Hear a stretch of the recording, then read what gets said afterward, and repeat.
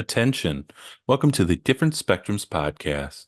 We dive into the wild world of mental health discussions. Get ready for profound talks, a sprinkle of humor and sarcasm, and a touch of colorful language. Just a quick heads up, our show reflects our individual opinions, which may not align with the standpoint of the podcast, our featured guests, or any related corporate entities. Our mission? To illuminate through laughter and satire because everyone needs a good chuckle. Chill out and don't stress over the small stuff. Legal troubles? No, thank you. Cancel culture? Please spare us. We'd rather keep this space lawsuit free. So buckle up, have a good time, and join us as we navigate the vibrant realm of mental health on the Different Spectrums podcast. Hey everybody, we back again. Hello, we're back again. I'm Spencer, your co-host, and of course we have our licensed clinical therapist, Naz. With glasses on, Dr. Naz. Yep. Remember, don't take us too seriously. Or do. It's completely up to you. Yep. Don't forget to rub those likes for us. We'd really appreciate it. So for today, we have our guest. For today, they are a dedicated school psychologist who passionately shares insights and resources to support students and educators alike. Through her engaging content on social media, she offers relatable advice and strategies to navigate the complexities of the educational landscape. Please welcome Amber Moore. Hello, what an intro. Thank you. All ChatGPT. No credit at all. No. It's all fake here, folks. Oh my God. This is all written. All of our scripts are Was it written good for by you? ChatGPT. No. That's right. It Yeah. wasn't Remember, good for me either. No. We're all AI at this point. Did you find Anyways, We're all we AI. are going to be doing the movie Good Will Hunting, and we're going to be covering a host of different topics, including being defiant, what it means to really push people away. We're also going to be talking about accepting a challenge as a therapist. We're also going to be talking about intellect and using that as armor for some people. And we're also going to be talking about love and acceptance and a whole bunch of other great topics for the show. Nas, anything before we get into it? I challenge everyone that watches this pod or the movie. Count how many fucking times you cry. You know, you take a shot every time you feel an emotion. Let's go with that one. You feel any you say it, drink. You laugh, drink. You won't finish the movie. You won't finish it. We all gonna die. The end of this movie, we're gonna die. Yep. And that's how you get sued, people. That's Don't do that. Retraction. We do not condone Another you drinking. retraction. Another retraction. First retraction. Yeah. First retraction. It's going to be for white people. So sorry, white people. Didn't mean to insult you. And then the second one's about alcoholism. So don't do that. Yeah, don't do anything I said. Also, Yeah. we haven't talked about it in a while, but in case you haven't been paying attention, we don't condone you stabbing anyone either. So Not this time. no, not today. Not even the white ones. No. Unless you're in Britain. Not in these scenes. Anyways. Not in this economy. Yeah, yes. Can afford Yeah. a lawyer. I know, right? Okay, we're gonna have a ton of fun. Very emotional scenes. Really excited to get to this. I think me and Spence. I mean, this is one of the best movies I've seen in a long time. I know we wanted to get to it. We wanted to have a really good therapist for it. You selected. I was like, holy shit, let's do this. So I'm excited today. Awesome. Yeah. So Can't wait. let's get into it. Whoop whoop. Whoop, Whoop, whoop. whoop, whoop, whoop. Oh, wow. Said before I gave a steak. God damn. Sorry. Eager beaver over there. Fucking A. Have you watched other pods or did you read the script? I read the rules. There You you read go. the I'm a good rules. student. I'm a good student. School social Autistic. workers. She's Autism. She's either autism or she learns. We're just going to get a red stamp. Just stamp you with autism. I know. Autistic. Accepted. Read Howard Zinn's People's History of the United States. That book will fucking knock you on your ass. Better than Chomsky's Manufacturing Consent? You think that's a good book? Fucking people baffle me. You spend all your money on these fucking fancy books. You surround yourselves with them. They're the wrong fucking books. What are the right fucking books, Will? Hey, whatever blows your hair back. Yeah. Haven't got much hair left. Hey, you know you'd be better off shoving that cigarette up your ass. It'd probably be healthier for you. Yeah, I know. It really gets in the way of my yoga. work out, huh? What, you lift? Yeah. Yeah, Nautilus. No, free weights. Oh, really? Yeah. Free weights, huh? Yeah, big time. Yeah. Just like that. What do you bench? 285. What do you bench? You paint that? Yeah. You paint? Mm-mm. Do you sculpt? No. You like art? You like music? It's a real piece of shit. Oh, well, tell me what you really think. Just the linear and impressionistic mix makes a very muddled composition. It's also a Winslow Homan ripoff, except you got Whitey rowing the boat there. Well, it's art, one, eh? It wasn't very good. That's not really what concerns me, though. What concerns you? Just the coloring. You know what the real bitch of it is? It's paint by number. Is it color by number? Because the colors are fascinating to me. Are they really? What about that? I think you're about one step away from cutting your fucking ear off. Really? Oh, yeah. Think I should move to the south of France, change my name to Vincent? You ever heard the saying, any port in a storm? Yeah. Yeah, maybe that means you. In what way? Maybe you're in the middle of a storm, a big fucking storm. Yeah. The sky's falling on your head, the waves are crashing over your little boat, the oars are about to snap. You're just pissing your pants, you're crying for the harbor, so maybe you do what you gotta do to get out. You know, maybe you became a psychologist. Bingo. That's it. Let me do my job now. You start with me. Come on. Maybe you married the wrong woman. Maybe you should watch your mouth. Watch it right there, Chief, all right?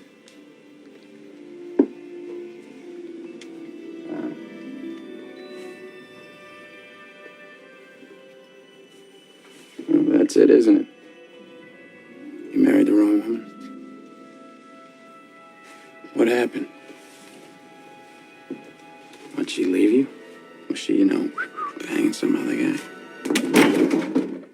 If you ever disrespect my wife again, I will end you. I will fucking end you. Got that, Chief? Time's up. Yeah.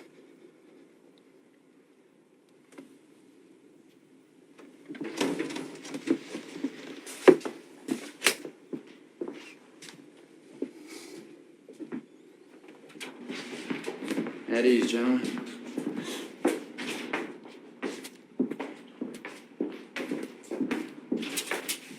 Okay.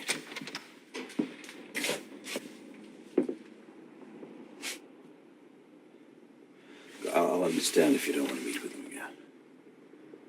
Thursday, 4 o'clock. Make sure the kid's here. Yeah. Thanks.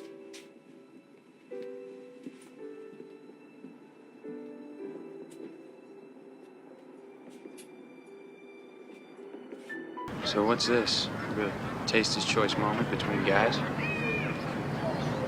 This is really nice.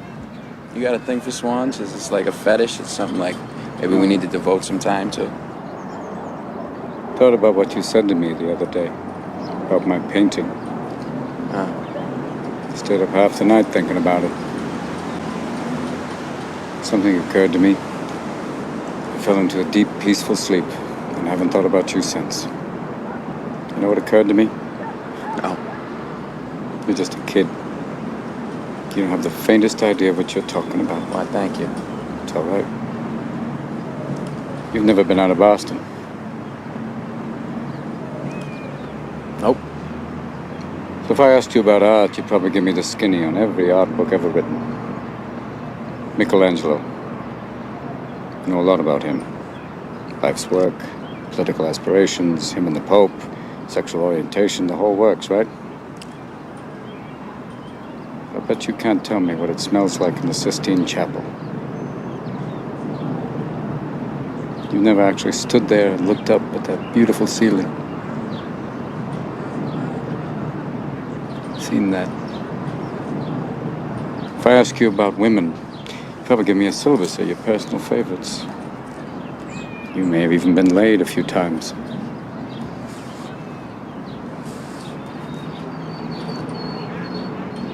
But you can't tell me what it feels like to wake up next to a woman and feel truly happy. You're a tough kid. I ask you about war, you'd probably throw Shakespeare at me, right? once more into the breach, dear friends. But you've never been near one. You've never held your best friend's head in your lap and watch him gasp his last breath looking to you for help. I ask you about love, probably quote me a sonnet. But you've never looked at a woman and been totally vulnerable. Known someone that could level you with her eyes. Feeling like God put an angel on earth just for you. Who could rescue you from the depths of hell. And you wouldn't know what it's like to be her angel. To have that love for her, be there forever. Through anything. Through cancer. And you would know about sitting up in a hospital room for 2 months, holding her hand, because the doctors could see in your eyes that the terms visiting hours don't apply to you. You don't know about real loss, because that only occurs when you love something more than you love yourself. I doubt you've ever dared to love anybody that much. I look at you, I don't see an intelligent, confident man. I see a cocky, scared, shitless kid. But you're a genius, Will. No one denies that. No one could possibly understand the depths of you. But you presume to know everything about me because you saw a painting of mine. You ripped my fucking life apart. You're an orphan, right?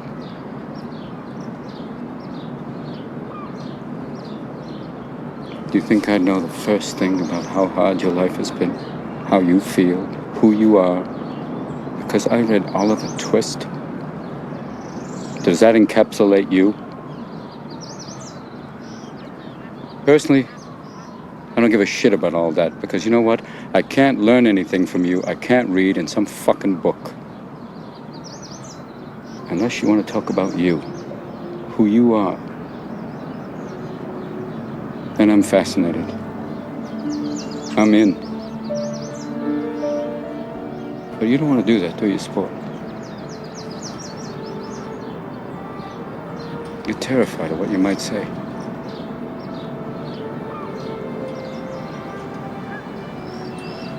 Your move, Chief.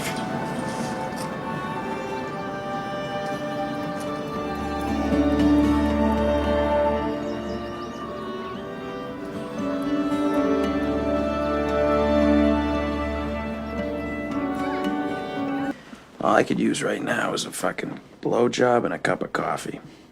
So the stewardess fucking goes bombing up from the back of the plane. I tell him that the microphone's still on. This guy in the back of the plane's like, "Hey, hon, don't forget the coffee." You ever been on a plane?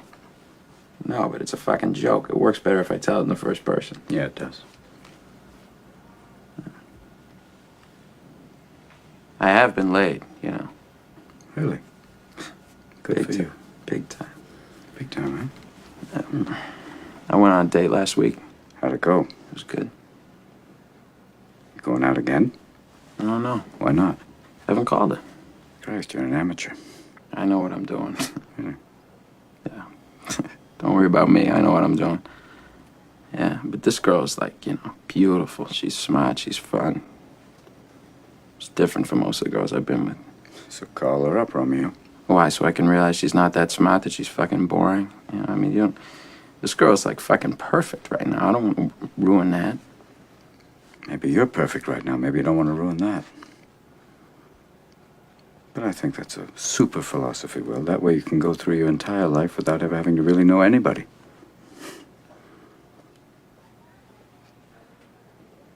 My wife used to fart when she was nervous. She had all sorts of wonderful little idiosyncrasies. You know, she used to fart in her sleep. I'm sorry I shared that with you. One night it was so loud it woke the dog up. She woke up and got like, "Oh, was that you?" I said, "Yeah, I didn't have the heart to tell her." Oh, God. She woke herself up. Yes.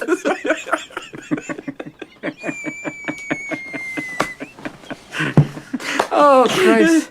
But Will, she's been dead 2 years, and that's the shit I remember. It's wonderful stuff, you know? Little things like that. Yeah, but those are the things I miss the most. The little idiosyncrasies that only I know about. That's what made her my wife. Boy, and she had the goods on me, too. She knew all my little peccadillos. People call these things imperfections, but they're not. Oh, that's the good stuff. And then we get to choose who we let into our weird little worlds. You're not perfect, sport. And let me save you the suspense. This girl you met, she isn't perfect either. But the question is whether or not you're perfect for each other. That's the whole deal. That's what intimacy is all about.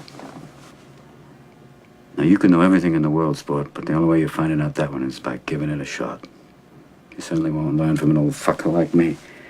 Even if I did know, I wouldn't tell a pissant like you. Now, why not? You told me every other fucking thing.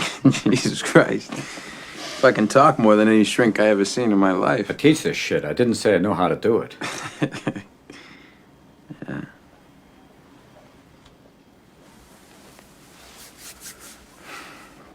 You ever think about getting remarried? My wife's dead. Hence the word remarried. She's dead. Yeah. Well, I think that's a super philosophy, Sean. I mean, that way you could actually go through the rest of your life without ever really knowing anybody. Time's up.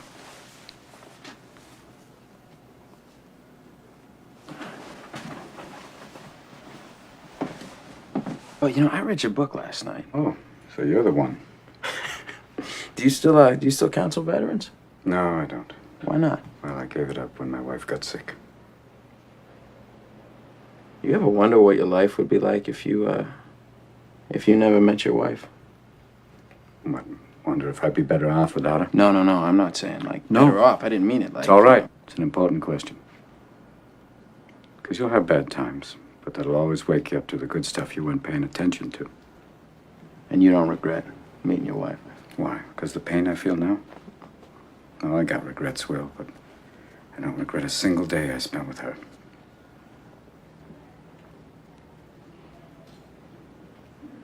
So when did you know, like, that she was the one for you? October 21st, 1975. Jesus Christ, you know the fucking day? Oh, yeah. Because it was Game 6 of the World Series.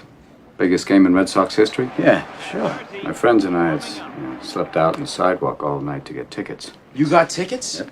Day of the game, we're sitting in a bar waiting for the game to start, and in walks this girl. It was an amazing game, though. You know, bottom of the 8th, Carbo tied it up. It was 6-6. It went to 12. Bottom of the 12th, in stepped Carlton Fisk. Old Pudge. Steps up to the plate, you know, he's got that weird stand. Yeah. And then, boom! He clocks it, you know. High fly ball on the left field line. 35,000 people on their feet, yelling at the ball, but that's not because Fisk, he's waving at the ball like a madman. He's going, get over! Get over! Get over! And then it hits a foul pole. Oh, he goes apeshit, and 35,000 fans, you know, they charge the field, you know? Yeah, and he's fucking Oh, blowing no, he's people like, out. going, get on the, get out of the way! Get out of the way! I can't fucking believe you had tickets to that fucking game! Yeah. Did you rush the field? No, I didn't rush the fucking field. I wasn't there. What?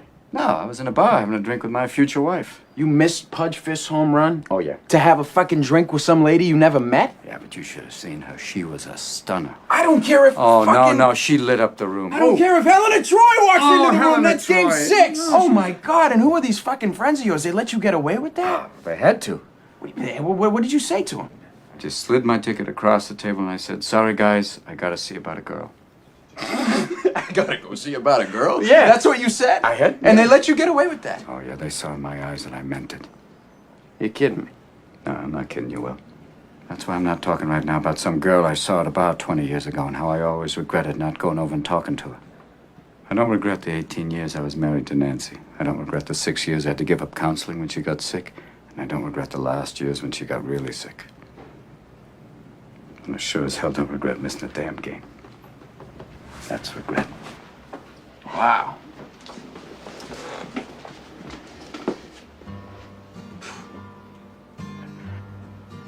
Would have been nice to catch that game, though. I didn't know Pudge was gonna hit a home run.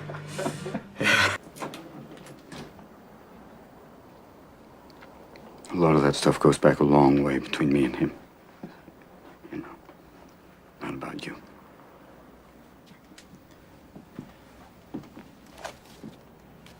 is that? This is your file. I have to send it back to the judge for evaluation. Oh. Hey, you're not gonna fail me, are you? What's it say? You want to read? Why? Have you had any experience with that? 20 years of counseling. Yeah, I've seen some pretty awful shit. I mean, have you had any experience with that? Personally. Yeah. Yeah, I have. Sure ain't good. My father was an alcoholic. Mean fucking drunk. He'd come home hammered, looking to wail on somebody. So I'd provoke him so he wouldn't go after my mother and little brother. Interesting nights were when he wore his rings. Yeah, he used to just put a wrench, a stick, and a belt on the table and just say choose. Well, I gotta go with the belt there, Vanna. I used to go with the wrench. Why the wrench? Because fuck him, that's why. Your foster father. Yeah. So, you know, what is it, like Will has an attachment disorder? Is it all that stuff? Fear of abandonment? Is that why I broke up with Skylar? I didn't know you had. Yeah, I did. You wanna talk about it? No. Hey, Will. I don't know a lot. You see this? All this shit.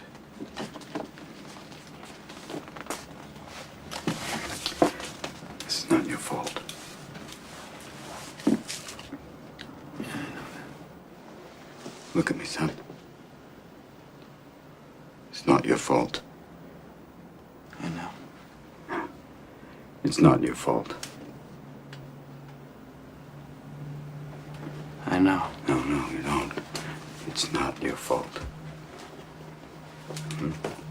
I know. It's not your fault. All right. It's not your fault. It's not your fault. Don't fuck with me. It's not your fault. Don't fuck with me, all right? Don't fuck with me, Sean, not you. It's not your fault.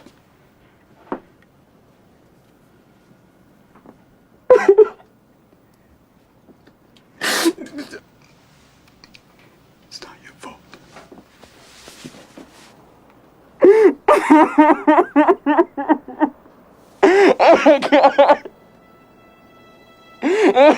I'm so sorry.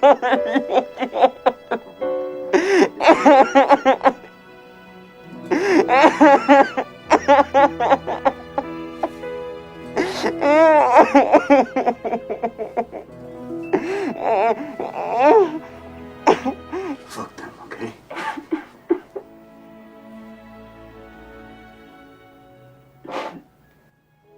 Hey everyone, have you been looking for something to help you when you feel extra fidgety? How about when you have a sensory overload? Well, I'm here to introduce you to the Oh No Fidget Roller. It helps me regulate and also feel at ease. The Oh No Roller comes in 5 different materials, including plastic, aluminum, steel, titanium, and silicone. You can use our code DSP10 to get 10% off your order when you visit onoroller.com and get your roll on. All right, and we're back again. And we're back. And we're live on WWZ 95, The Six. I'm sorry. Sometimes I just let you sit in the silence I'm because sorry. that's the only way you fucking learn sometimes. I don't You're just learn. like, I know, that's the problem. know. There's nothing I can do. Either I talk and you keep going, or I shut up and you still keep going. So it doesn't matter. I'm a narcissist. What? So No. we have a great guy. No, don't say that about yourself. Don't you do it. Anyways, today we have our guest, Amber Moore. Welcome once again. Thank you. before we get into the show, would love to get to know you a little bit more. How did you get into this wild thing we call mental health? All right. Yes. School psychology. So I went to undergrad in Oswego, which is close to Canada. And I started in education, just like teaching. Oh. And once I got into some classrooms, I was like, I can't do this at all. This is a hard job. And I was instead like drawn to the students who needed some like individual help. And from there, I was like, all right, I got to go in like a different direction. So then I just found school psychology and kind of my love for like assessments and mental health combined. And it's just like the perfect role for me, for sure. What's your favorite we are. part? Ooh, that's hard. I feel like having students and parents feel like they were encapsulated in a report. So if they feel like their strengths and weaknesses were really captured through an assessment, it makes me feel like awesome. Because it's just, that's the whole point, is to make sure that their needs are highlighted so they can get the support that they need. So that's definitely a big one. Seen, heard, validated, Yep. and advocated for Yeah. through the Beautiful. written documentation. Got it. Absolutely. Nice. Okay. Mhm. Yes. And now like just kind of taking this evolution of like finding ways to support school psychs who, you know, maybe didn't feel supported when they first entered the field. And just kind of like breaking down those barriers too. Look at you giving back. You know, giving back. Yeah, You try. know, Jesus Christ, be with, Jesus be with you. You know, Slow down. Lord have mercy. Hail Mary. Are we saying the right things? I don't know. I'm not that religious. I'm sorry. Oh my God, you just crossed yourself. Take over, Spence, please. No. Retraction. Let me see. Retraction. Sorry, religious people. Sorry, Catholics. We're sorry. Sorry, Jesus. So you have your Instagram page called the Relatable School Yes. Psych. Yep. What made you want to go onto the socials and start doing like memes and stuff like that, and just sharing these different stories online? So it's so funny. I took a recent evolution because my page originally started as like an office door sign page, because as a school psych, like you're doing timed assessments, you're in intense counseling sessions, you might be talking to a parent about, you know, really sensitive assessment results, and then someone's like knocking on your door. So I was like, I need to put something on my door that has people respect this sense of like privacy and boundary. But I want it to be like friendly and welcoming too, so that they actually respect it. So I made these door signs and it turned into like a business, and I did it for a long time. Shit. And that's what my page like started as. And then I kind of was like, this is not like fulfilling enough. Like I want something that is a little bit more, you know, speaks to like my passions.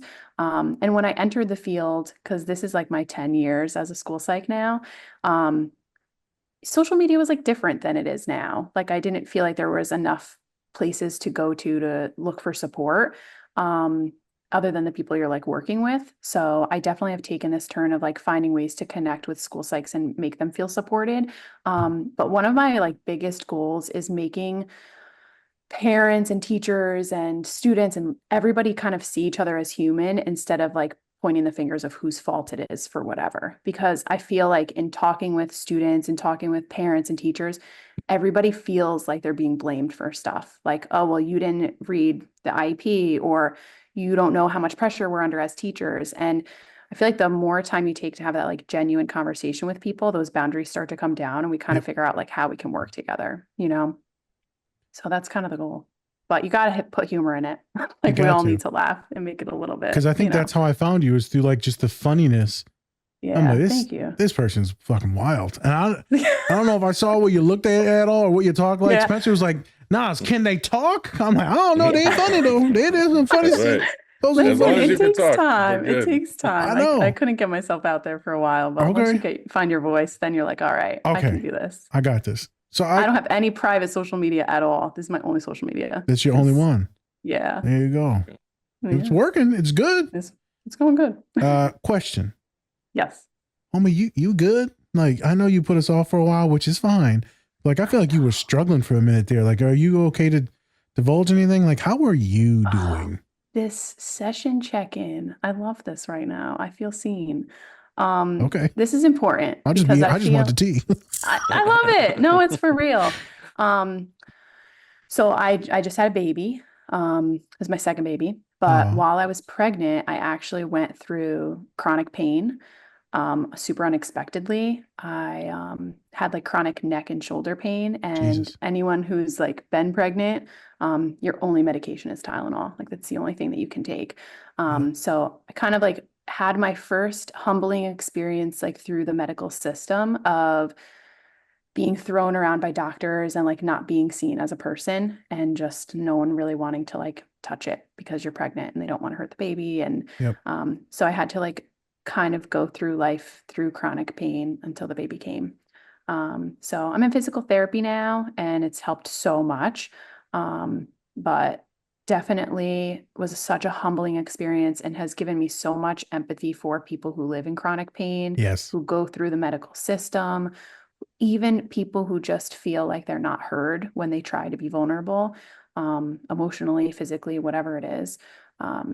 Just one of the most challenging experiences of my life. And I'm on the other side of it and the baby's healthy. But Good. definitely quite a challenging year. So thank you for seeing that. I appreciate the noticing. Any advice Check it out. for, other cisgendered women that are going to maybe go through this, or that any advice like on how to navigate it or how to advocate, things like that? So important. That's such a good question. I think that the more you can connect with people who hear you now, if you're planning on having a baby before that happens, because you will find people who will advocate for you and will Okay. know what you need. So find your doctors that make you feel heard before you get there. Okay. Mm-hmm.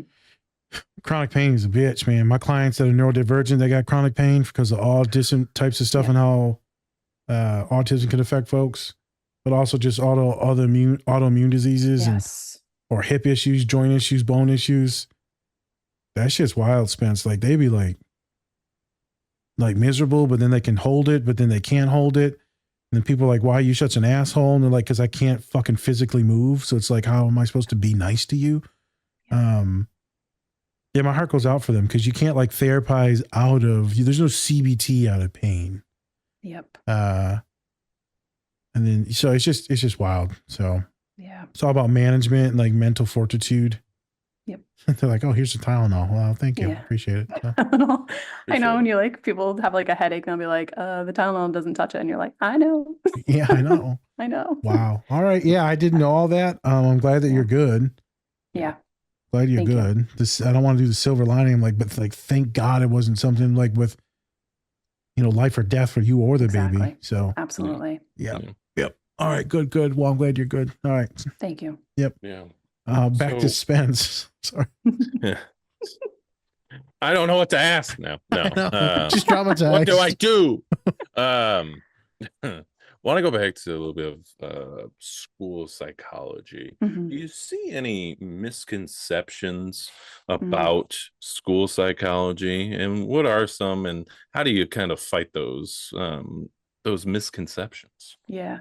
The big like meme you'll see around a lot is like when you're called a school counselor, like there's always like you're called something other than a school psychologist. Oh, And, there's like school social workers, psychologists, counselors. And what's amazing is that all of our roles are so different despite having such diverse educations and like specialties that we have.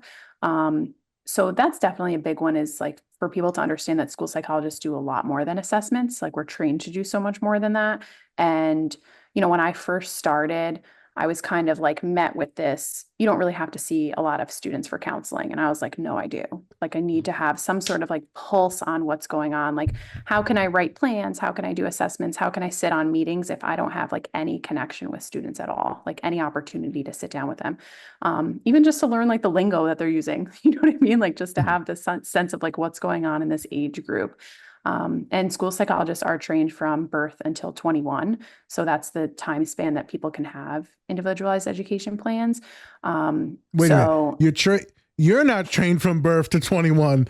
You're trained to work with the people from birth to 21. Yes. Yeah. I'm like, the second damn. I was born, I was a school The psychologist. fuck is this? I was just like, hey, Mom, you were pretty fucked up while I was in there, just so you know. I'm now a school I kept getting psychologist poked in the head certified. by something. Oh, My Jesus God, I'm Christ. sorry. You sick sick son of a bitch. Goddamn. Continue your training. Continue. How? Yeah. How? Good question. That's a real good question. Let's talk about getting hit in the head with a dick. All right. Anyways, let's. Oh man. She was talking about the myth and misconceptions of school social work. Yeah. What a misconception of schoolwork. And so you were talking about your training from 0 to 20. Yeah. Oh no. I feel so good right now. Yeah. Try to get back on track here. Yeah, You got this, Amber. You got it. Regulate. I know you are. Regulate. It's tough. It's tough. I know. I feel like she's about to Robin Williams me. Don't you talk about my wife? Yeah. God, if only. I hope she chokes you out. Fucking A. Waiting for that. It's my new kink. Oh no. I'm sorry. I'm done. Dead. My cheeks hurt. I said my cheeks wouldn't hurt anymore. That's what she said. Oh my God, damn it. Please, Amber. Please. I'm coming. Please. All right, what else I got? I think You get every time you just I'm done. back. I'm done. Every time. I'm You can't done. say shit or else he'll get back on there. Shut the fuck up, man. Don't even say it. I'm muting it. Misconceptions. I'm muting it. Yep. There you go. What else? So assessments is definitely one of them. And I don't know. I feel like that's like a big one. It's just like what the role can be, like what people can get out of working with a school psychologist. And a lot of like our advocacy is that schools need more school psychologists because the position historically was just assessment based. And it would mean like sometimes that a school would have like a school psychologist for an entire district and they would just be doing like testing. And now, like, as we know, and you guys talk about all the time, is like mental health is a high need right now, especially when we're talking about youth. And we need to evolve in terms of the placements that we have inside of the schools. And that means that a lot of the school psychs that we work with are super burnt out from that because there's always something to do, you know? So the more help we can get and support in terms of professional development and all that kind of stuff really just helps to make sure that people don't leave, because the people who join the field are great people, but when the workload is overwhelming, what are you gonna do? You know? Mm-hmm. Quickly, is there a high burnout rate or no? Yeah. Okay. Yeah. It's like such a popular conversation about it. And like a lot of people in education talk about like March Madness, that it's just like such a crazy time of year because of state assessments and the kids have been in school for so long and they're starting to feel burnt out themselves. And you're kind of like trying to navigate that with them. And then that's when we start our annual reviews where we go over each individualized plan and like say, how's the student doing this year? What progress have they made? What plan are we making for next year? So it's just like a high demand time of year. Okay. So it's hard, but the more people can advocate for themselves and then advocate for more school psychs, the better. Facts. Funding, I would assume, is a thing too. Just yeah. Okay. Yep. Yeah. Truth. So I would love to just ask, like, what advice would you give to teachers or parents who want to support their children's mental health? Because like you said, it's, you know, like you might not have like all of the funding at your schools. And so maybe we need to start looking at the parents and the homes and see maybe if they can help a little bit more and take on the load too. True. That's important. That's such a good point. And I feel like, you know, half of that is a lot of people struggle to find like good providers, like ones that they connect with. And then sometimes it's like an insurance problem too. Yep. So like we'll see that component where schools will push back if they are having a lot of students, if like providers in the school are having a lot of students that don't have academic needs. So that's a very like school-based conversation of like, how is their social emotional wellness affecting their educational access, like to the curriculum? Right. And you're like, how are those things ever apart? Like everything Correct. you do, you know, but that's like a very big statement in terms of like providers having service, just for the sense that like, there's only so much time in the day, only so many providers. So a big part of that is like any way that all of the providers can collaborate together, the better. So if there is a pediatrician that has medication that they prescribe, or a psychologist who does medication, and then they have an outside counselor, and then they have a coach that they work with outside of school, and the teacher and a school counselor, however everyone can come together to communicate helps the parent use the same language. So however those people are talking and building coping skills, that should never be like a behind the closed doors forever. Like that student's vulnerability should be, and they should be able to share privately, within the sense that they're a minor and we have to like be careful of some details. But at the end of the day, everyone should be talking to each other all the time to make sure that they can support them. And it's funny because I have like a big post coming on this soon, this topic in particular, but parenting has changed and like our children in this country have changed, in the sense that like behaviors are more demanding when we're talking about like even like the regular ed population. So Okay, go teachers ahead. are struggling with like regular ed behaviors and like can't support special education kids the way that they should be able to, like the way that the school's meant to, you know? So they're struggling with kids who like sat with like screens since they were born and like can't kind of like perform and sit and have patience in the classroom, when we have like our neurodivergent students who like need screens to communicate, who need screens to like break down that kind of like emotional regulation moment, whatever they're feeling overwhelmed from. So it's like that has like taken over the regular ed group instead of focusing on the kids who need the help. So that's just interesting in the sense that how teachers are kind of pushed to their burnout, and Yeah. that more than ever, I think parents need like training and support. Like raising kids now is hard. There's a lot to do. It's not what it used to be. Lot to do, and it's just so expensive now. That too. I mean, it already was expensive to have a kid, but everything costs so much Yes. now. And all my Yep. coworkers, magnificent women, Yep. and they just be rightfully so complaining about the money, dude. It's just Yeah. daycare. Yep. Daycare alone, everyone's telling me like it's $15,000 for It daycare is. a It year. is. $1,200 a month for a kid, low. I'm like, then you got food, diapers, all this, and I can hear other people like, well, you signed up for that. I'm like, yeah, but I mean, it didn't used to be like this. Mm-mm. And so I just can't believe like parents are stuck with, do I support the kid? Do I drop out of work? Do I go Yeah. to work and be miserable and don't get to see my kid, but I barely make a couple extra like grand, 100 a month?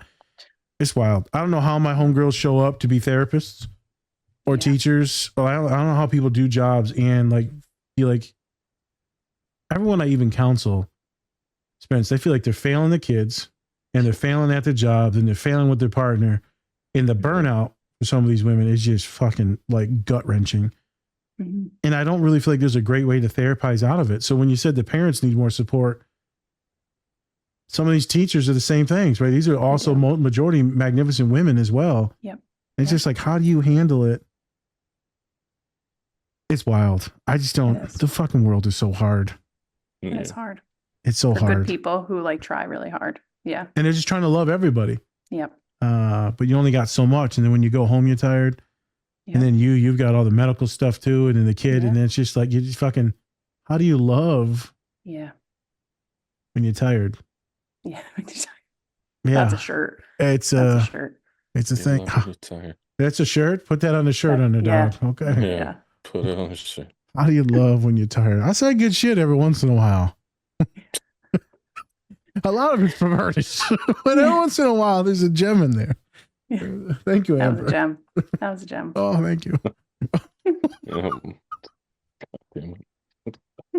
You have no idea what you just did, Andrew. I know. I'm Oh, so no. gassed idea. up right now. Now he's about to just spew so much shit out of his fucking mouth. You just gave And I'm it's gonna just- mute. I'm He's gonna like, mute. that's a gem. That's a gem. Like, all right. Oh. Anyways, so you talk about how kids and just parenting in general has changed in the Mhm. last few years. How do you see just the role of school psychologists evolving in the next, say, like 5 to 10 years? That's really important too. Yeah. The assessment piece will always be there, I think, because that's just like our whole training and that's how students get services because it's educationally based, not diagnosis based. So like you can Okay. have a diagnosis, but it doesn't guarantee that you'll have an educational plan. So that piece is always going to be there. But I definitely think that you will see school psychologists more involved with counseling than ever before. It's already happening, but there's just only so many providers to do it. So the more you can use our training. And I also think like more diving into parent training to be able to have like things that can kind of go into the community and infiltrate that a little bit. And And we've been talking a lot about like case loads in this field, just about the ratios of school psychs to students. And there's just so many advocacy programs for that right now. It just helps everybody. So I definitely think that we'll continue to see that. And there's so many amazing people, including like the whole school psych organization, just pushing people getting interested into the field, because this is where social media can be dangerous, because sometimes you only see the negatives. You know, people will be like, this job's so hard, burnout, so many memes about how hard it is. And you just want to kind of like remind people that like there is passion in it too, and like there is worth being there. So I think you'll definitely see like people trying to get people into the field, you know, because getting into the idea of like getting student loans and stuff right now sounds really scary for people, you know, to jump into a field that takes like 7 years to get to, you know, it's a huge task to take on. So hopefully we see more people over time, because we need them. Do you think you would like to jump ship and like become like a one-on-one individual therapist and ease your hours and maybe, you know, get your own thing? You're right, because you got the humanness to like have a full caseload and make some good money, you know. Yeah. Money. So living in the state of New York, New York loves to make everything super complicated. So you can't do that in New York State unless you have a doctorate. Damn. So I went to 7 years of school, but I cannot be a private practice school psychologist. Wait a minute. Well, But you time can to in other move. states. Yes. Can you be a psychologist in other states technically? Yes. Yes. So I'm a nationally certified school psychologist, but you do need to have State by state. State by state. Yeah. So you still would have to do that. So yeah, there's a lot of people that do it, just like you said, from the like the burnout component, but it's challenging too, because like if you find the right place, I know. you know, then you find the right place, and Yep. then you get like that component of like that summertime with your family. Like there's Facts. balances of like working with I get it. within a school, but I Yeah. definitely see a lot of people do that. But in New York, man, it's a challenge here. I'm just saying, you know, you can put your light, you can set it for Jesus, the shithole we call Ohio. Or you can set it for Michigan or something like that, Minnesota. Yeah. Your license over there, and then just do online therapy. You could. Yeah. No, you can. You really can. There you go. Okay, so we got options. So you might come work with the different spectrums clinic in Michigan when we open. Hey, call me. Some For testing real. and assessments. Love it. Oh, there we go. Careful. We Write got that another down. one, folks. You heard her here. She's on another thing. She's on another thing. Documented, recorded. Documented. She agreed Yeah, to it. that's a contract. Yeah, I ain't That's a giving you verbal shit either. contract. Remember that shit pay? Yeah, you're keeping that. Yeah, yeah. So That's sorry. not changing. It's not Yeah. changing. You're gonna work harder though. Yeah. So It's just going to be a brown man instead of a white man. yeah, there you go. The only change. We're very diverse here. I We're love very it. diverse here. We treat our employees good. Our company good. That's what I meant to say. We treat our company good. Yeah, he's head of a company. All right. Anyways, let's. So I would love to know from you: is Good Will Hunting one of those films where you can just play over and over again, and you're just like, this is my relaxation movie? Or do you have any type of shows or other movies that you watch that you're just like, this is my comfort show or Yeah. movie? I like to watch Definitely it. not Good Will Hunting, because it's No. like It's a little sad. It's a little It's sad. a little I feel traumatic. like I could Maybe like you like watch to it be in every the sadness. 5 I don't minutes. know. No. Every 5 years I can watch this movie. Facts. I love Monk. I love Monk. Spence likes Monk. It's a good one. It's a good one. Yes. Yeah. I recently watched the entire Monk. That was wonderful. And Gilmore Girls. I love a good Gilmore Okay. Girls. All right. Yeah. Yeah. Have you seen the movies for Monk? The I movie did that just came out. not. I It's actually didn't. really good. Oh. Okay, because I'm scared, because I'm so like committed to Monk. I just It's love it really so good. much. Okay. And it starts off pretty heavy. He's like, well, like he's contemplating committing suicide. And you're just Jesus. That's a rough start. like, what the fuck? Because like he's not able to do his, his detective work anymore. His wife's gone, Mhm. and he's trying to make a book, but they like the publishers are just like, you put in every detail of your life in the book, and it's like this fucking high. Yeah. And he's like, well, what do you want me to do? This Monk. What do It's you a want fact. me to do? Yeah. And so I actually really liked it. I'm also a Monk fan, so Love I it. definitely Amber. recommend. You we're gonna do a pod about looks like Monk later in the year. It looks like. Ooh, yes, Monk. please. Looks Ooh, like- it that's looks like sick. you It's love- I jungle almost out, did that, Gil. but oh yes. Yeah, Love we can it. watch the movie, or we can just do it on the show if you want to do the show. Yeah, show would be like it. fun. Oh, Oh, let me makes watch the sense. movie. I should. Let me give the Yeah. movie a All right. chance. Yeah. Also, I got to make a joke here, very, very quick joke. She love her some Lebanese man, boy. I tell autistic Lebanese man. That's her fact. I get it. Lebanese? He's Lebanese. Yeah, I didn't put some know. respect on it. Yeah. I didn't Yeah. know. I didn't Yeah. look it up. What the fuck? Spencer's like, he's Mexican. Jesus. He might be. I don't know. Yeah. You Let's be coloreds. honest. You know you He coloreds speaks look the Spanish same. sometimes. Oh I'm like, my I don't know God. anymore. I don't know. Those fucking immigrants. Thought we got rid of you guys 2025. Jesus Christ. Christ, man. Man. Calm what the down. fuck? Down. I'm the one stirring it up. Nice. Those are good shows. Yes. Mhm. Yeah. Yes. All right. Good shows. All right. Nice. Thank you. All right. There you go. Thank you. All right. So let's get into the movie, the feature-length film.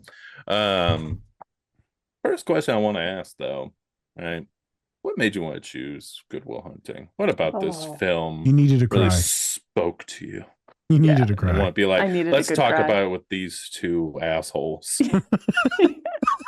Dude, I need to talk about it. reminds you of the kid. You're like, I need to break those men down. That's what it was. Yeah. Yeah. I'm gonna break it Cry. down with Yeah. kindness. Yep. Yeah. You're like, you know what, Dr. Nas? It's not your fault. It's not your fault. It's not your fault. It's not your fault. You're disabled. Until you cry. What? Why'd you call me disabled?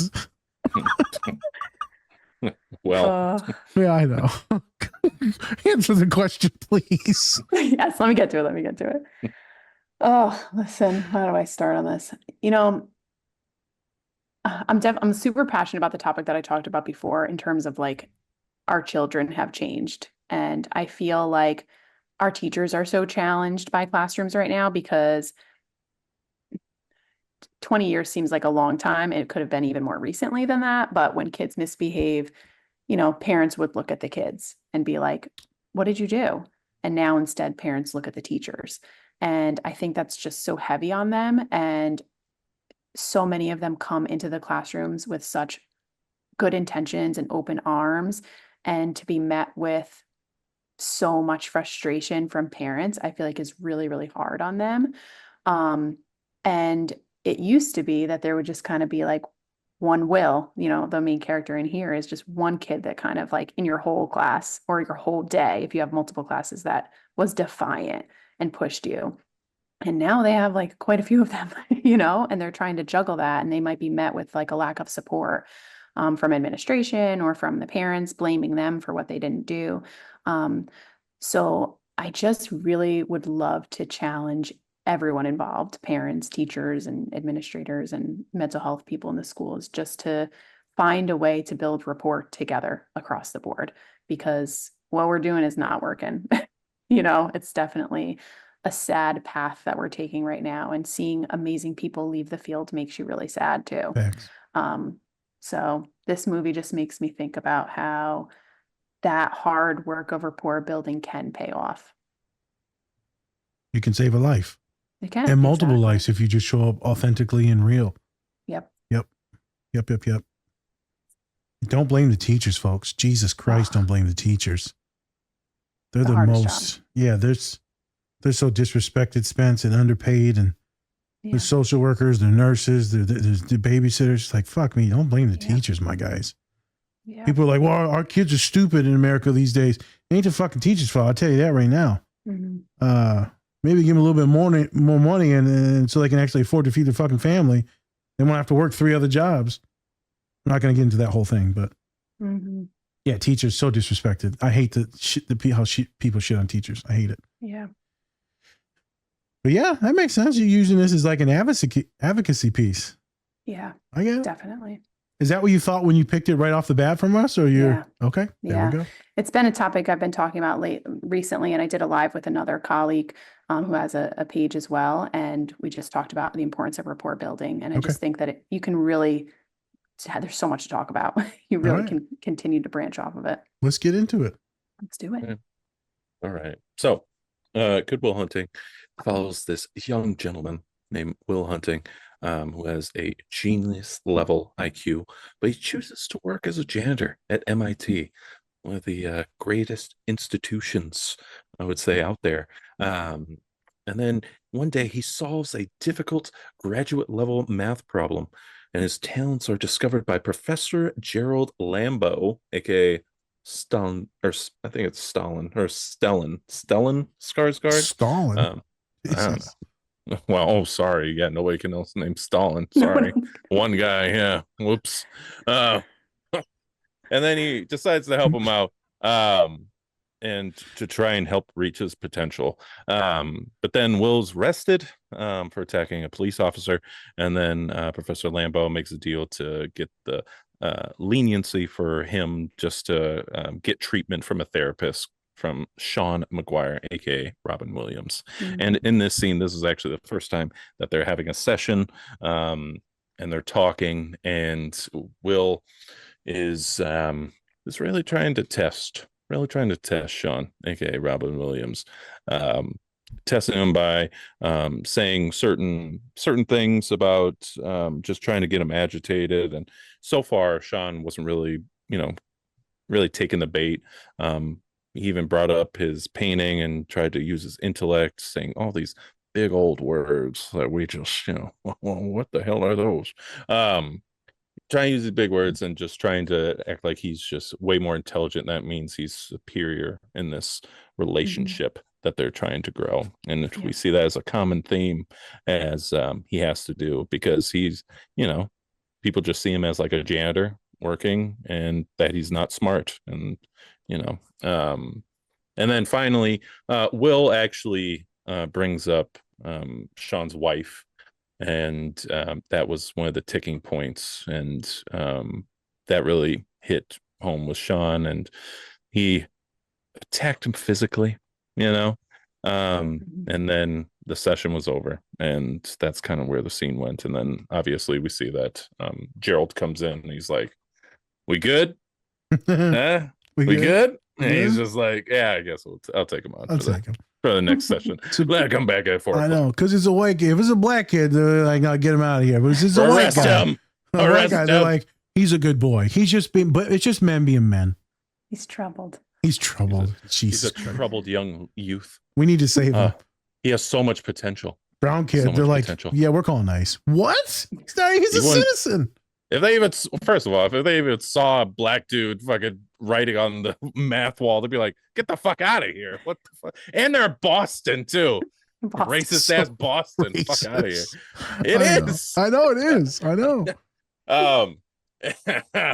So, what you get out of this scene, Amber? What you want to talk about here? Oh yeah. Back to the rapport building. I feel like one of the most important things is to drop your ego when you're dealing with someone who's trying to outwit you and try and push you. And that's his game. That's Will's game his whole life, is to just outwit, use his intellect, and Robin Williams not taking the bait at all. He just is just like, whatever, kind of letting him do his thing. But when he does that one hit a little too emotional, he hit a little too far, he set that boundary for him. Not saying everyone should put their hands on somebody to let them know, but setting healthy boundaries is important too. And I feel like it lets that person know, like, we can have a working relationship here, but these are my boundaries. And that's a level of trust too, by telling that person that. So he didn't give up on him. Like all the other therapists before in the movie are like, absolutely not, this isn't going to work. And he was like, okay. He has that moment where he looks at that painting and sees where he was emotionally attacked by him. And he's like, I can do this. Like, I can get myself back together. And he takes him on. So that's what Will needed, even though he didn't know it. It's interesting. I don't know if he's fascinated by the boy before he ever meets him, or becomes even more fascinated by the way he's chopping up and his defense mechanisms, with the way he's chopping up the painting. Right. But he's like almost sociopathic in the way he's like treating people and maneuvering people. But it is all this defense mechanism because of the deep trauma in which he had and the horrific physical abuse. Absolutely. Not only, horrible stuff. He's a foster kid, so there's that. And then the abuse from the foster dad. But I wonder if he was just intrigued by his intellect. And then he's like, I want to work with this kid just to see how the fuck you work. Because sometimes I have a client, I'm just like, I don't know what the fuck's going on. Like, this is just. Where's this going to go? Look, I have no idea. Like, I'm just curious now. Sometimes it's just like a deep curiosity. Yep. Of like, I just don't know. I'm not sure. And sometimes it's like a deep protective thing that we have as counselors and psychologists. So I don't know where he was going with that, Amber. And why he agreed, right? This dude just attacked your wife. Maybe he wants to work with him because he forced him to pop off. Like, I don't. Yes. I was just going to say that transition of like, sometimes you want to work with people because of how they challenge you and you want to accept that challenge and see, where you can go with it. It's a state of self-reflection too. Facts. I have rarely had clients try to outmaneuver me, but every once in a while you will get someone in there with some personality related disorders, with some interesting defense mechanisms. And you see it. They're being pretty sly with a lot of things. You're not sure if you can trust a lot of stuff. Some of the stories are a little bit too grandiose. Yeah. It's interesting, right? And you just kind of let them talk and just roll with it. Like, I'll be gassing them up. One kid was telling me how he robbed a jewelry store. I'm like, you didn't fucking rob this jewelry store. Like, I got away with it too. Bro, I mean, he's throwing smoke bombs to evade the police, Spencer. And I'm like, my guy, like, this is full psychotic. But yeah, you got away, man. Yeah. You Too did far. it. Fuck them officers. You better pay this bill. You better pay this bill. Check, please. It's just interesting. So sometimes it is a cat and mouse game. It isn't like you're a boxer and they're ducking and diving and counter punching. And eventually you do let you in. I've had it with some people that have been pretty heinous too. Yeah. And they're watching to see, what they can say. It's a very interesting dynamic. Normally I don't have this with neurodivergent kids. Unless there is a deep fear of like what they will say. Because they've been shunned their entire life, or maybe it's because they'll say inappropriate things, or maybe they're too emotional. So I'll get that where we have to break down some boundaries, some barriers. And so it's about being real, but rarely will I ever pop off on someone and get super mad. I think, Spence, this maybe happened like maybe once or twice, maybe, but never to like this extent. Yeah. I think most of the time it's when they do something stupid out in the real world. I'm like, you can never do this again. And to be fair, I think the most of the time that's happened has been a black or brown client. I'm like, if you do this again, the police will come, and there's a great chance that you will be in danger. Or it's one of my autistic kids, and they'll say like something suicidal as a joke, but then I'm like, you can't mention like guns and knives, kid. No. Like, this shit is real. And they'll be like, well, you're being kind of mean. That's because they begin ready to take your ass to jail. You don't understand. I stopped them from taking you to jail. I think it's the closest I've gotten, Spence. I ain't gonna touch no kid. Yeah. I might kick the staff's ass. Spencer see me, I might snap on somebody else, but I ain't gonna touch one of my clients. No. Yeah. No way. Amber, I feel like you hit a few kids. Yeah, I look like the type. Yep. Well, that'd be great. She just turns off camera and is like, where's my motherfucking food, man? Her kid just walks up, pop. Yeah. Jesus. Where's mama's ramen? Yeah. Oh my God.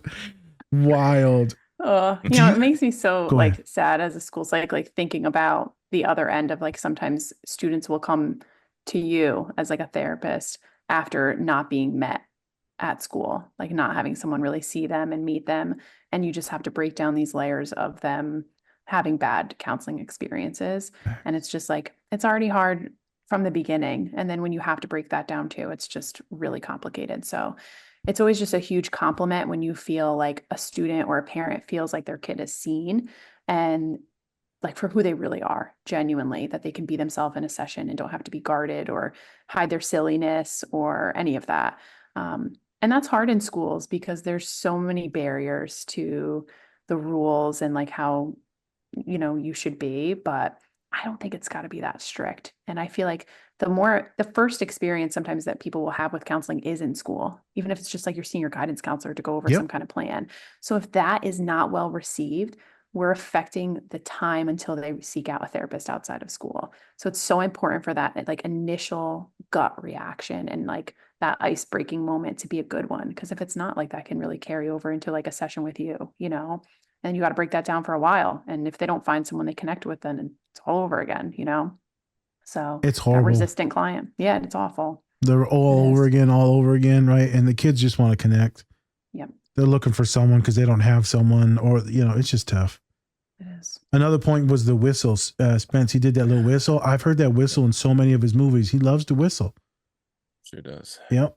And so so cool. he does that, and he's like, I can't do it. Can you whistle, Spence? No. You can't whistle. I can. Can you do the Robin Williams whistle?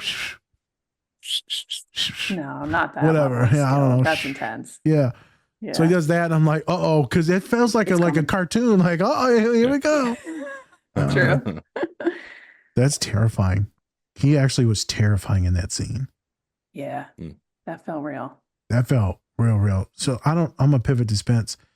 I heard that this was actually one of the realest movies he ever acted in, because they said that he took from like his own life experiences with the possible mood disorders, alcoholism, and all that shit. I heard that this was one of his truest forms of humanness. I don't know if that's true. I don't know if you heard that. Could be. I mean, also the people who actually wrote it based off of like their parents and stuff like that. And once he got the script, he was like, "This is amazing. This is fantastic." Okay. So I think it goes a long way when it comes to just the character in general. But I think he really made it his own, Yes. in his own way. And I mean, I bet like because we always get that long list of like people who who could have done the film and things like that afterwards, right? People have talked about all the time, like who could have been like Indiana Jones, who could have been Marty McFly and stuff like that. But sometimes when it comes to a role, you just have like that perfect person who fits it right away and they don't need anybody else. And I think this is probably one of those roles where Robin Williams was just like the perfect person. And to be honest, a lot of people thought, even though this was obviously years after like he started doing like more serious films and stuff like that, but for him, like he was mainly a comedian. I know. And he only did comedies, right? And a lot of people only think of him as doing those comedies like Mrs. Doubtfire, Flubber, things like that. Yeah. But he also had that side to him that he could actually go into those serious roles instead of just being the clown all the time. He actually dive deep into his life and put more just life into his roles because he had that deep connection with just darkness and stuff like Depression, suicidality, Yes. alcoholism, right? The anger. Yeah, someone told me, I don't know if it's true. Y'all can look it up, see if it's true. I know y'all some researchers that follow us. But like you can feel him touching some stuff in this. Like this is, you said he shot the one take we're gonna get to in one scene. And it's like it's because you're fucking locked in. Yeah, you felt it. That's like raw. I just want to touch on that. Some of us have those moments where we know the whistle blows and it's like we're gone. Yep. That's the full meltdown. That's the full panic attack. That's the full rage. That's where in my couples, I'm like, oh God, you said it, didn't you? And they're like, yeah, I said it. And then the word that they always say is, I hate you. Like, man, don't tell your wife or your husband, I hate you, man. Go apologize. Go. It's the one thing I always tell my clients: don't say I hate you, and when you're blowing up, and don't say I'm going to kill you. Don't say any. Those are the two things you cannot say. It's hard to come back from I hate you. It's really, really hard to come back to having friendship or marriage from I hate you, and then some of you hear that I kill you, and then that's really tough to come back from too. Yeah. Even in a school setting. So I know a lot of folks that listen to us neurodivergent. Do your best when you tweak out. I don't care that you tweak out. Don't say those two things. Yep. And do your best not to put your hands on anyone. And I know obviously yourself. But hey, I mean, I've been there. So here's what it is. Let's get into that second scene. Yeah, yes. So for this second scene, we have Will and Sean both on a bench. And Sean is really trying to connect with Will, but he's trying to do it in a way that's more about just telling him straight up like who he is as a person and what he's trying to do, because Sean can really see what Will is trying to do and trying to be, because he's seen it before, because he's worked with people who are very intellectual, very smart, and you can see right through that. And he even spotted that, I know that you're an orphan. Like I didn't even need to read a file on you. Like I know you're an orphan. And really just dropping like those truth bombs on him and just made him really see that he hasn't lived any experiences in life at all. He's only read about them, right? Yeah. And so I think for this, it's a great scene really talking about just how we can read, we can see all these different things online. We can even speak about it today, like online, and how even though you may see all these things and have all this knowledge, that doesn't really make you knowledgeable in life. It just makes you smart. Well and read. Yes, well Yeah, read. well read. Yeah. And I think that message can be spoke through to today, as we sometimes don't have those lived experiences, and we don't know what people are going through in certain places because we've never been there. We don't know what's happening with them. And it's also a great chance for Sean here to also talk about how talk about his wife a little bit, and how, she was sick and, passed on. And finally, Will is actually feeling remorse and actually seeing that this is a person who was actually going to try and be there, instead of just try to break him down. And he's actually trying to get to know him as a person, and also trying to show that there's more to life than just these basic, base level things or surface level things. So when you're like talking to students or anything like that, Amber, what's your approach to really speaking with them? Is it more like this? Is it like kind of, even though they might be a little bit more, let's say, difficult to like kind of get through and stuff like that, are you using like these type of techniques, just being yourself, just using your personality to help kind of get them to where they need to go? Or are you, like, what's your style when you do that? That's definitely super important to me, is to not treat it in like the traditional old school boundaries where like you can't be vulnerable, you can't share mutual interests. And one of the things that he says when he says the part about like, you're just a kid, like a big pet peeve of mine is when like people will say to kids like, well, what are you going to do when you get in the real world? Or it's just a friend. It's not a big deal. Like minimize kids' problems in the kid world. Like we all were kids, and that's a big deal when you're a kid. Yeah.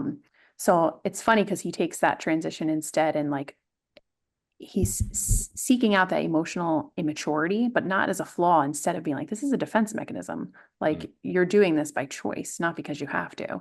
And like, I really think it's important to not like sit with kids and have a desk in between you while you're sitting down for counseling. Like there's nothing wrong with having like fidgets all over that they can use, or having music on. Like just have the space be comfortable and not like sterile.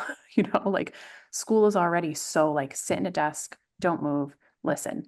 So when you kind of enter that space, it should be like the opposite, just so you can kind of like open up and feel like this is a space that you can be yourself. So I definitely seek out any opportunities to connect with them and like whatever their interests are and hobbies are, and like be a kid with them, because we were, so that's like my approach. Girl, how do we replicate? How do we need to protect you?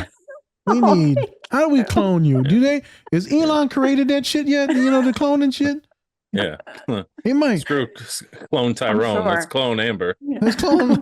We need a clone. We need just a couple more good, white women saving the world. You know that, right? I'm sure. Can you blindside me, girl? Oh my God. I've never had a bed before. How old are you? You're like 50? What the fuck are you talking about? Come here, baby. Come here, baby. Amber, you a big football player. Yes, you are. Yes, you are, Nazir. Yes, you are, Nazir. I'd be so comfortable in Amber's office. I'd just be playing with the toys, just hanging out, and then she'd be like, "Hey, let's talk about this." I'd just probably start crying. I'll be real with you. I was a very sad kid, so. And it's sad when like sad kids are not met with like love and just like someone being like genuine about it. Like definitely was not met with that.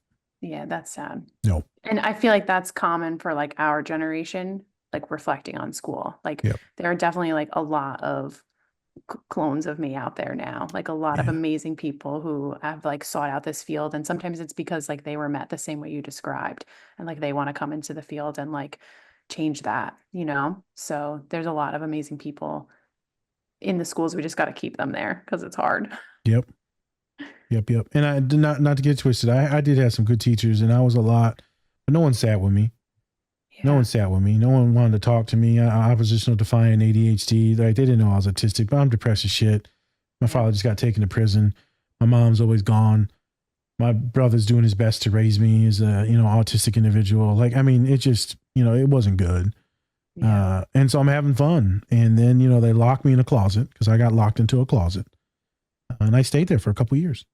Then I got kicked out, and then I got put in behavior modification school. So I lasted another 2 years, where it's like a prison system, right? If you do good, you get bonus points, you get extra yard time. It was wild. But yeah, I was met with different things. So it would have been nice to have a few Ambers around. I don't think they really had that. I feel like the new social workers, counselors, psychologists, I feel like that's new in the last like 10 years or something. Would you agree with that?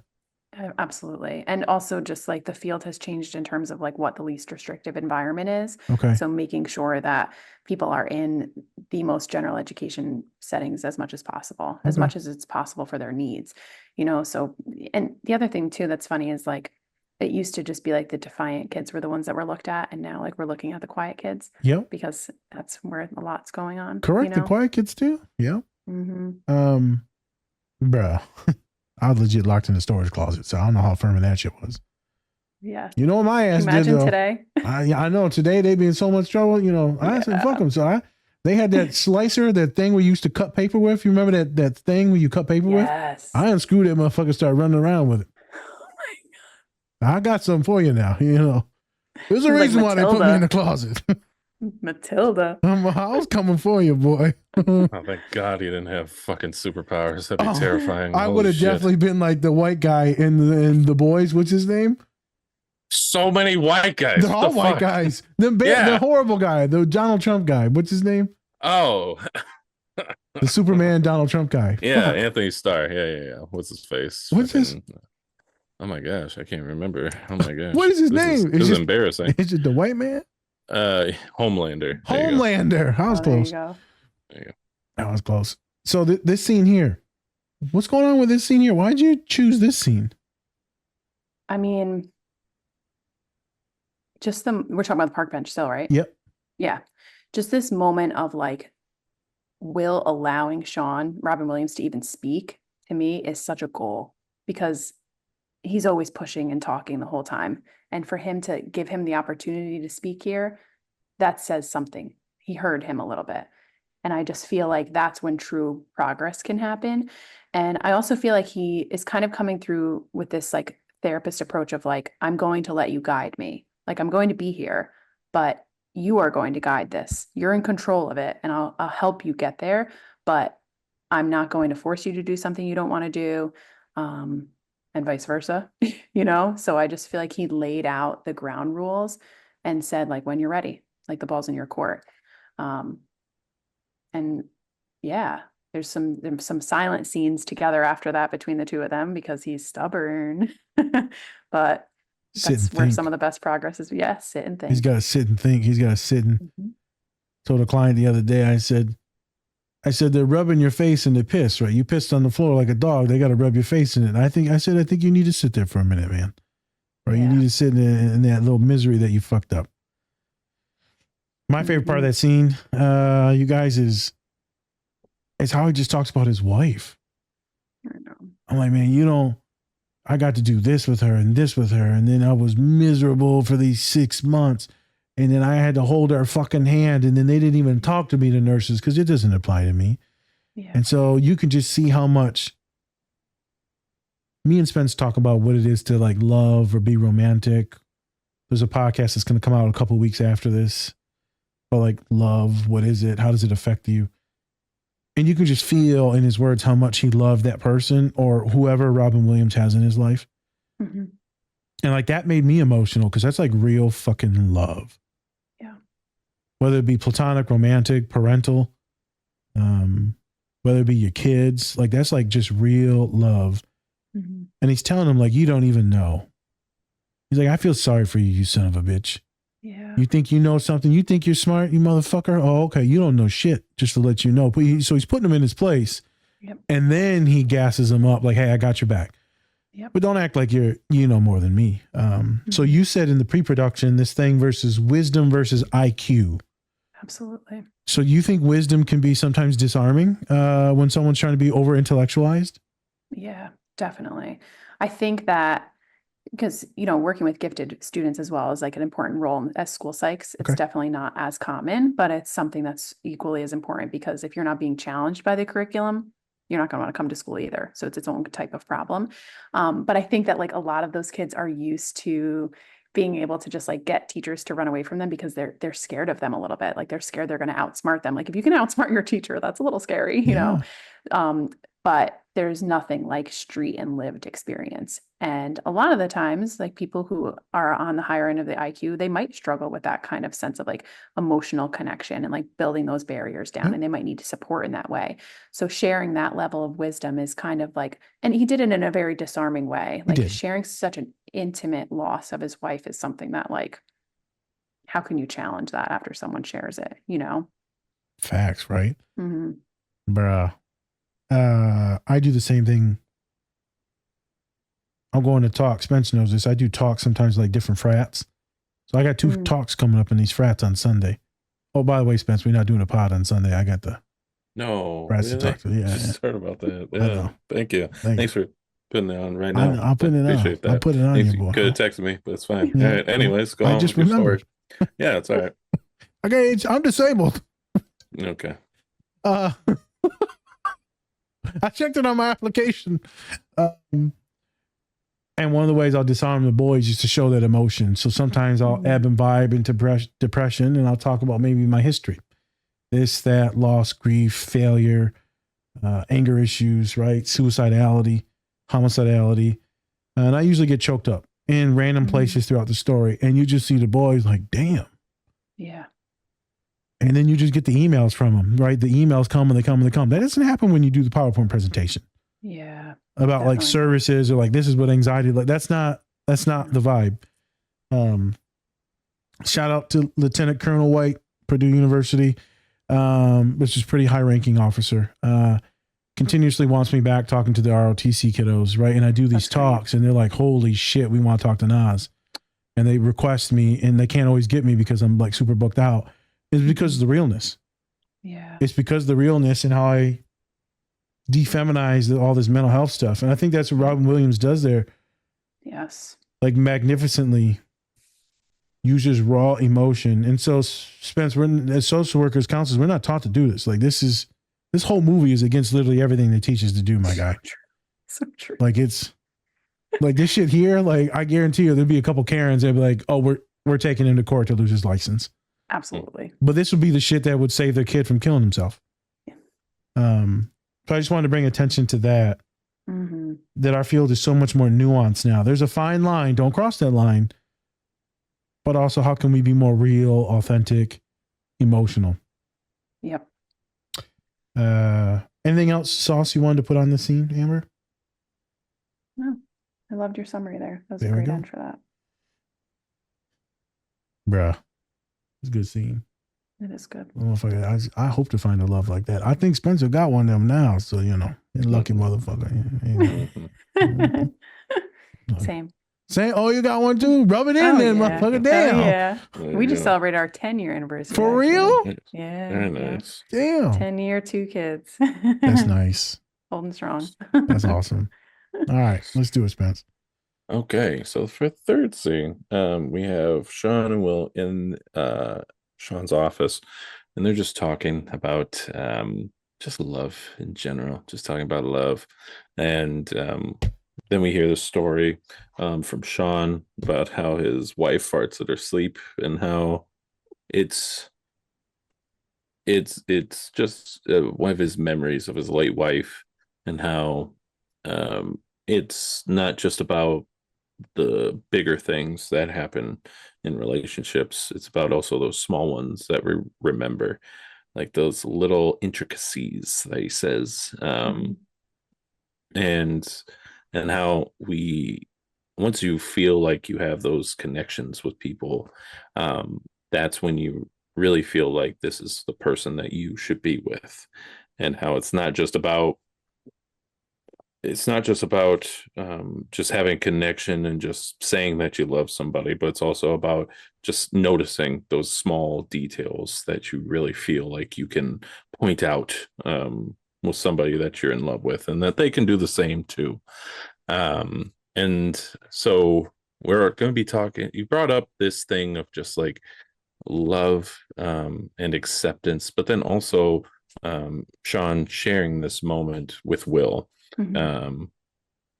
Do you see yourself as somebody, whether it's in students' lives or anybody else's lives, as somebody who is there for advice? It's not just about just giving your psychological kind of Assessment. assessment or Mhm. anything like that. It's about really trying to go along and say, like, okay, this is life. This is what it's all about. And it's not always about these big things. It's not always about getting a promotion. It's not about Yeah. just going on with it. It's about really just trying to find some of the small things to really get attached to and just keep on moving with Mhm. life as you kind of go forward. I mean, doing that with other circles that you have Yeah. socially. Yeah. Have you done that Mm. socially or with kiddos or with Yeah. parents? Whatever. Yeah. It's funny because I feel like those of us who are in like the mental health field, a lot of us like naturally have that type of personality. And it's interesting that sometimes you have to be careful to not lean into it too much because you can easily kind of be like walked on to just be like a listener and advice giver and like not have that space to have for yourself. Facts. So that's why a lot of us go to therapy because you have to like break that stuff down for yourself as well. Um, but I feel like, coming from a place of sharing vulnerabilities with kids makes them feel like you're a human. And one of my favorite parts of that scene is that in the beginning, Will is telling this story about some like airplane joke. And, Sean tries to transition into therapy mode and like talk about something serious. And Will's right back to like, it was a joke. Like that's what makes it a funny joke. And that's when he shares the moment about his wife farting. Because for him, he's like, okay, he needs this. Like we need to break this down and like make it a little bit more humor based to get the advice part to sink in. And I don't know, I just like, we've talked about this already, but just that sense of like, people can tell when you're being like genuine and when you share your own life with people. And I think that like all of us more than ever need to feel a sense of like, everything's going to be okay. And that life is hard, but like we're equipped to handle it. And the more you kind of like surround yourself with those circles socially and at work too matters for people to feel like, you can have toxic circles around you easily. It's really easy to do Facts. that. It's easier for humans to talk negatively, I think, than positively. just naturally. 100%. A lot of autistic folks will get into it, but a lot of us don't. We're just like, I'm not doing this shit. Healthy. I'm not doing. I'm like, this is fucking stupid. Yep. Um, That's because you don't fall into the small talk bubble No. of just like, there's no time for this. what do we do? We're not getting anything from this. It's like, this Yeah. is all right. Well, No unless substance. I hate homeboy, there's a few people I will talk shit to. When you're watching a scene like this, Mhm. have you ever told any of your friends about the ways your husband farts? That's so funny. There's no way. I'm not gonna lie. Spence, have you ever talked about it with like, she farts really loud? I feel like that's not No. ever happened. No, I don't. But that's what's funny about counseling sometimes is that like there is like a vulnerability you can be in counseling because it doesn't leave that room. Yeah. But like with your social circles, like you're not going to expose them like that. No, that'd be wrong. Woke up the dog like stinking. Like, Yeah. Yeah. She's, It's wild. yeah. The fact that he shared that. So he says this thing. I think he tells him, you talk more than any other fucking psychologist I ever met. Isn't that this scene? Yes, it is. Yep. So that's not a good thing in the circles today, Mhm. but it's nuanced in this movie and in real life, right? Most of the time your clients will, as folks that are listening, you're going to be doing majority of the leading, but sometimes the counselor could lead you down a path with a story. So before we get into the next scene, it's a lot of folks of color will share stories. That's what I want to talk about. Like black and brown folks, a lot is story-based, wisdom-based. Mhm. As we know, going further and further and further and further back, there wasn't always books, right? And so there's always someone that is the keeper of the history, whether you go all the way back to like Native American culture, right? There's always someone with the keeper. And so stories are like a big thing in our populations. And so a lot of my family, it was stories. Grandpa, right? It's just stories. And then you get a lot of autistic folks that will share their special interests, and it's very much story based. And they're like, you always bring it back to yourself. And it's like, no, I'm trying to say I understand how you feel based on this similar story. I'm not trying to overtalk you. I'm trying to say, like, yes, I agree with you through my story. So that does happen sometimes. I do share quite a bit of like stories with folks. I mean, students are pouring their heart out. I'm also like, I'll give you a little bit too. I'll give you a little bit. Yeah.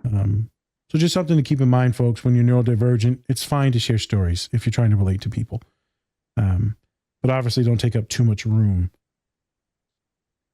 But I think Robin knows that homeboy's not going to talk. And so he's going to lead him to water with the story, with realness. And eventually the kid like loves it. Yeah. Because it's real. And like they're cracking up. I mean, they're like laughing. Like that's like fucking the purest laugh. Absolutely. Yes. We were doing some of that throughout the pod today. Like your stomach fucking hurts laugh. Yeah. If you get that from a client, you got him.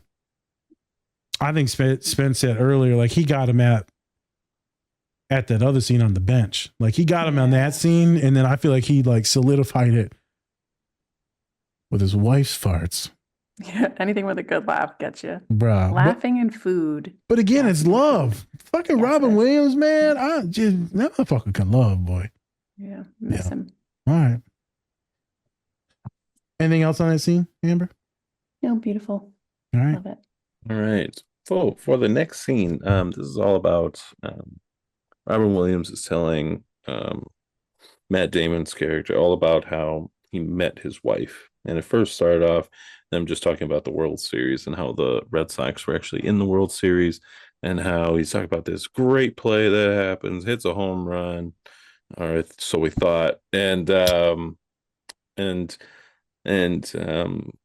he had a ticket to go. He was ready to do it, but then he says like, "Oh, sorry guys, I gotta go see a girl." And just talks about how instead of going to the World Series, he decides to go to a bar with his future wife. And the talk was mainly all about how he's not going to regret certain moments in his life and taking chances. And sometimes we get that pit in our stomach where we know we want to do something, but we just don't will ourselves to do it because we're scared.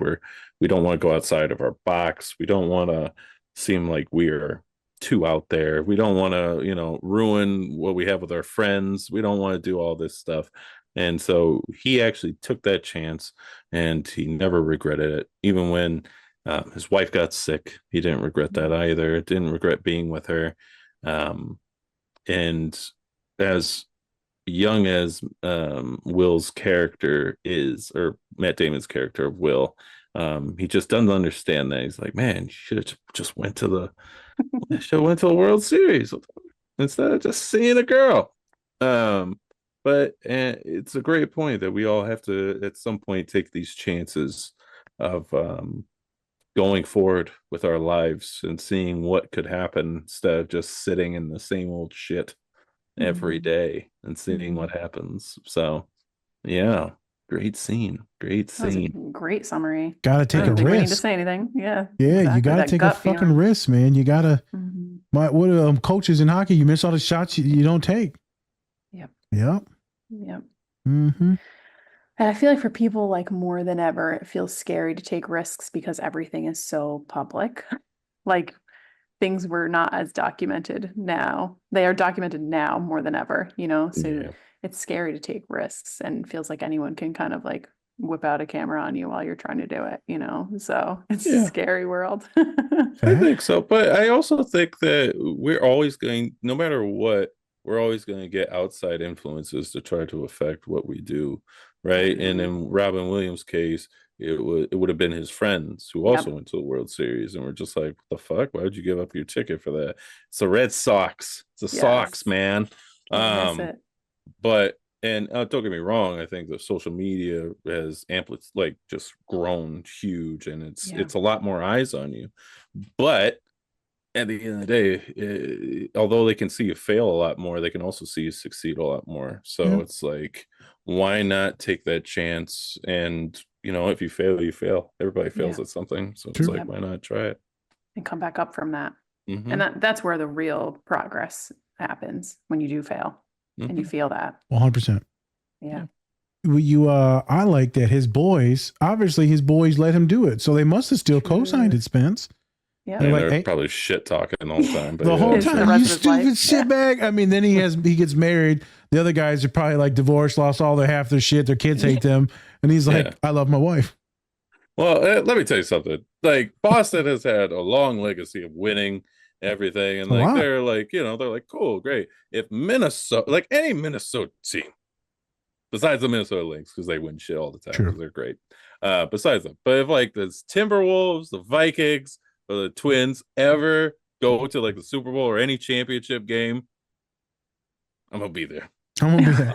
If I have a wife, she's Bro. pregnant, Oh, no. I'm like, baby girl, we gotta go. We You gotta go to the you're game. gonna be like Mr. But I'm Incredible. about to have my kid. Let's go. Bring an Let's ambulance. go. Bring an ambulance. Yeah, there'll be medical staff there. They'll be That there. is true. That baby Yeah. ain't gonna remember. Yeah, exactly. We'll remember. But you know what? You know, They'll get over it. They'll I'm be a- like, babe, the Vikings won the Super Bowl. We did it. Spence like, I'm eventually gonna abandon this baby anyway. So I mean, that's my black side coming out. yeah, I'm like, hey, Jesus. Spence, you about to Mr. Incredible her ass? Like, remember she was getting married and his ass was still fighting crime. Hey, Hey. I'm fighting crime, but I'm not fighting crime. I'm eating popcorn, drinking beer. So, Yeah, I drink so much. bruh. So his boys must have co-signed it. I think so. They had to have. Or sometimes you just know, like when your boy's about to do something, it's like, hey, it is what it is. Let him do it. Again, the way he talks about his wife, man, is wild. Yeah. It is just, Special love. yeah, Mhm. it's something, man. It's Also, I something. don't know if this is true. Like, I honestly, know it feels don't too. know. It feels I too don't think good. it's true. I know. I think he made it up so that then he could he could actually communicate with Will and have some similarities there, right? Maybe. That's He doesn't seem like the type that just goes out and like He goes to the don't. World Series and shit. Like he just does it. Maybe he does. Maybe he does. But I think he bullshitted. I think he made it up. He might. no There was that way. one He's too scene. genuine for that. I don't know. I don't know. He could have been. I That's a don't know. manipulative motherfucker. Remember earlier in the episode, he's like, "How much you bet?" She's like, 285. And then homeboy, he was like, "Damn!" He didn't even say nothing because like 285 is a lot of weight. That's crazy. I know. Like, I'm scared. And I was like, well, "There's a lot of masculinity in this room right now. Who's manipulating who?" Yeah. Yeah. I This is where think the 30 years ago definitely I comes to know. play in the movie. a little white light. Maybe he was there. He was probably there at the bar with his girl and stuff and decided to go there. But like, I just don't. You don't think he would I- have did it? No, I No. don't think so. I Ain't think. no. Don't get me wrong. I think that his love for his wife and everything like that is still there. Yeah. I think that he is a genuine guy when it comes to his wife and all Yeah. of those things. But I also think that he might have exaggerated a He story could to have. try and connect with the guy he's with. It worked. They weren't. It worked. Yeah. Oh, he said it worked. worked. I said I It thought she worked. said no. They did. This was real, They did. bro. It worked. My favorite part is at the very end. He's like, I didn't fucking know he's gonna hit a home run. Right? Yeah. He's like almost regretting it in hindsight. Yeah. He would never Whoops. tell his wife that. He's like, Yeah. bitch.